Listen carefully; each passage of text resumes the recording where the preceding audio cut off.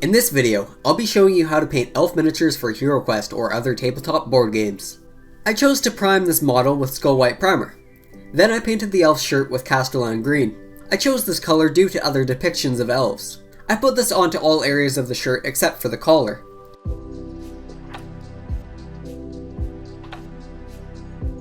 For the skin, I used Kislev flesh. It went on the face, ears, and hands. This gives the elf a pale complexion, which makes sense when they've been around longer than the sun. Tuskor fur was painted onto the collar and the cuffs. The color is reddish, and so it contrasts nicely with the green shirt. For the pants, I used Baneblade brown. It's a nice light brown to work with. The boots were painted with XV88. Next, I made the belt shiny with Hashut copper. I did get some on the shirt, but it's very easy to fix later.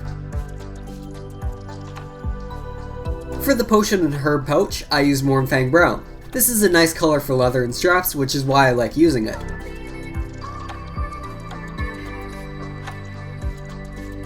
Then, Teclis blue provided vibrance to the gems along the elf's belt.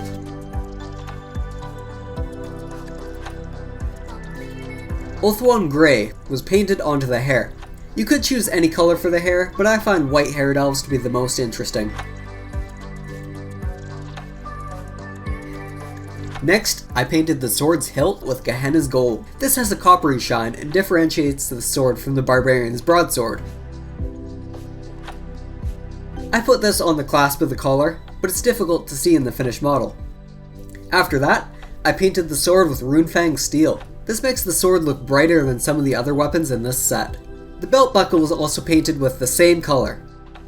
Next, I tried to create a magical enchantment with Hoeth blue. I really just created blue wavy lines in the center of the blade and called it good enough. I then moved on to the basing material. I did this in the exact same way as the barbarian, but added a piece of reindeer moss too.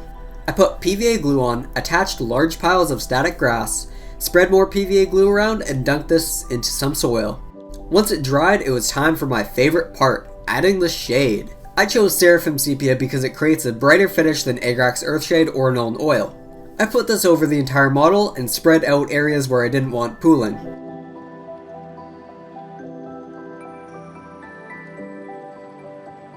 Like with the dwarf, I've created eyes with White Scar and Abaddon Black. White went into the eye sockets first. Then I squinted and attempted to place pupils in the correct spot. One looked too low down, so I fiddled with it off camera until it looked better. Finally, I painted the rim of the base black to match the rest of the set, and here is the finished elf. I really like how this turned out, and it blends nicely with this forest terrain that I made. The new elf is wearing armor, so I'll have to create a new tutorial once I get that one.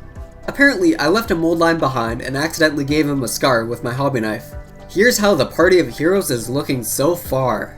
Thank you everyone so much for watching this video. If you liked it, please do give me a like and a sub, because that really helps me out, and I will see you all in my next video. Goodbye.